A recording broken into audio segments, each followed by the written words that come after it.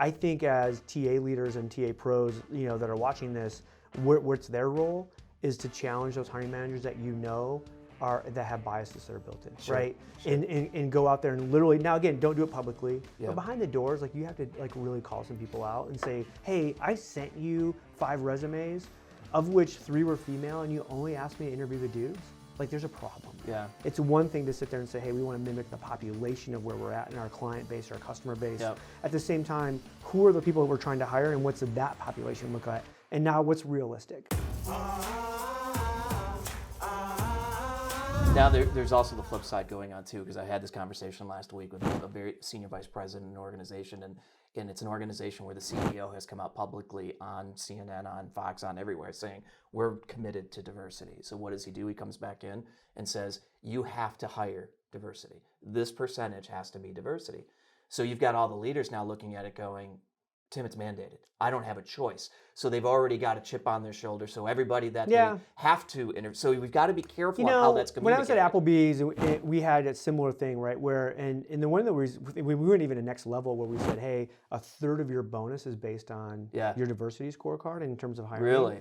And it was, but we measured diversity a little bit different because we were like, hey, we don't have enough female leaders, so that was one level of diversity. Okay. Like if you hired more females into leadership positions, so it couldn't be just hire more females. And then it was also taking a look at African American, Hispanic as well. So you didn't get double credit if you hired a black female, but but check 2 boxes. Yeah, but we really pushed it in to the point where it was your bonus was based on percentage of increase. And so my pushback to the leadership team was, so what if I'm a leader where my entire leadership team working for me, right, is female or black or Hispanic, and I can't increase. So now my increase is 0, and I get less of a bonus than somebody else who has 10%, but they increased it to 20%, right? Yeah. And they were like, you know what, we hear that, we're not changing it because let's wait till that's a problem. You're assuming, you're already going 10 levels up. We've already fixed the issue, and so let's wait until somebody comes to us, and we'll deal with that one-off then. Okay. But let's not go too crazy. And so that's those hiring managers that they say it's mandated in this and this. I think there is part of the thing I don't like about a lot of the D&I conversation is that we're going, it's not about numbers. Well, at a point it is. We have to go and say, hey, are we mimicking the community that we're in? Now, when I was at Sparrow Health System, one of the issues that I faced in the nursing population was we had a board of directors that was half diverse, gender and racial, and they said, hey, our city that we're in is 18% African American. We want 18% of our nurses to be African American. So I actually had to run the business case for them and show them the millions of dollars it would take, because the nursing population itself wasn't that diverse. Sure. So I'm going to have to literally bus in nurses from Detroit and Chicago and move them here and do all of this so that we can mimic a population, because they were asking for something that wasn't possible, right? The nurse population in the city was only 6% diverse. So how can you ask me to get to 18%? 3 times what? If I hired every diverse nurse, we still wouldn't get to 18. Yeah. So now, and so there's some of those issues too, where you have to start kind of pointing out, hey, it's one thing to sit there and say, hey, we want to mimic the population of where we're at in our client base, our customer base. Yep. At the same time, who are the people that we're trying to hire, and what's that population look like? And now what's realistic? The source actually equal that. So data has an impact, and I think Sure. I think we need to really take a look at some of that, because I do think organizations that I have too many hiring managers push back and go, oh, it's a numbers thing. Well, yeah, because if you're so far under, you're an idiot. Let's just get to a point where now we can have a real conversation. This is what I always state to executives: if you're going to put some kind of number on it, put a reason why. Yeah. So don't just come in and say this is it, and this is we're doing this. Yeah. But let's talk about why we're trying to do this. What's the rationale behind it? Because that's where it breeds that dissension. Yep. And then that dissension builds greater dissension, because all those groups start to talk. Well, now we have to do this, so I don't have a choice, and it spirals out of control. I've seen it happen too many times, as well as you're just recently. And I've never had an issue with a hiring manager going, hey, I'm actually going to hire a gender diverse or a racial diverse person over a more qualified somebody else because I have this mandate. I've had conversations where they go, hey, I have somebody here who's a freaking rock star, and the data and everything, everyone agrees the testing, everything was off the charts, but I really could use another female on my team, and this person's lower. And we would take a look at that and decide, so do we hire somebody that's less, or do we hire the one that's better, or potentially we hire both. Because a lot of times that female or whatever would actually end up being just as good, right? They just didn't have the experience or the data behind to show that they were as good. So I actually had that happen though.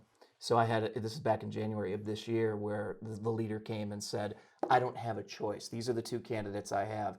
I'm actually going to hire the female who was not a white female, even though she's less qualified and asking for more money because I have a number to hit. Ended up hiring that person, and here we are, we're in April, and that person is no longer there because they were set up to fail right from the get-go. So unfortunately, there's examples of that too, where I don't think it's rampant, but it does happen, and we got to be really cautious about the message that we're sending. For sure, yeah. No question definitely. about it. So let's kind of end with this thing. So Yeah. we've got more jobs open today than we had in 2007. Yeah. We have less people qualified for a lot of those jobs because the types of jobs, they're no longer manufacturing like we had. We still have them coming back. We're both here in Michigan, right? What's your advice? So if I'm a TA leader at any of these organizations in any major metropolitan area, Tim, and I know that the supply does not equal demand, what the hell do I do? Yeah, get used to it, right? I mean, demographics are playing against us. Yeah. We have more people leaving the workforce than we have potentially incoming. Because baby boomers are finally retiring. Yeah, and after 10 years of talking about it. Yeah, so they're finally getting to that point where this is a real issue that's going to hit us for like the next 5 to 10 years. Yeah. Even a softening of the economy in a recession isn't going to take us away from not enough qualified talent. Agreed. So for me, if I'm a TA leader, I'm training my recruiters to be hunters. I'm putting a tech stack in place that's going to allow them to hunt. I'm going to expect that they're going to hunt with the data that I'm measuring, and they're either going to hunt or I'm going to find people who will hunt, and I'm going to performance manage it that way because that's really the only way. So for me, I see a transition happening where corporate TA recruiting shops are turning to in-house agency shops for the most part, or they're basically shopping it completely out to RPO, which is basically agency recruiters that are, they're being paid they're going to go find. Yeah. And so when we take a look at the huge growth of RPO, that's really to me the reason. Where a senior leader of the organization looks at it and goes, "Yeah, recruiting's broke. Like it's been broke for a decade." And I can't hire someone that's going to fix it. Like you and I both see this where we see a constant churn of TA leaders in organizations where it's like a year. It takes about a year before the CEO figures out that person's a piece of shit. And then they go, okay, let's go to the next one. That's right. Let's go to the next one. The problem is they're hiring the exact same thing over again. Oh yeah, all it is like a train going around, you know. And they'll all go, oh, well, we need to get LinkedIn Recruiter in here, or we need to do this, and we need to get Glassdoor. And you're like, no. You actually need to just hold your recruiters accountable to recruiting. Yeah. And great things will actually happen. You'd be shocked because you're not going to go find people that are unemployed, that are qualified. Once in a while, you'd be lucky, maybe. You're not going to find enough new hires to come in from university. You're going to have to go steal from competition or from like kinds of industries across the country.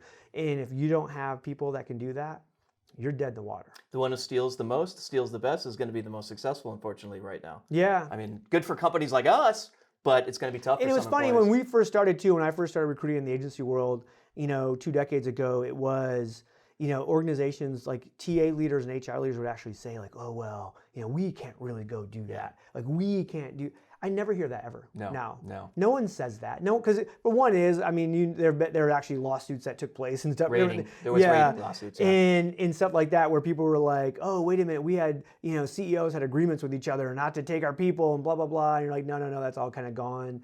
You don't own your people. Yeah. Is what most of the courts have said now. But I still think, 90% of corporate TA shops are still post and pray.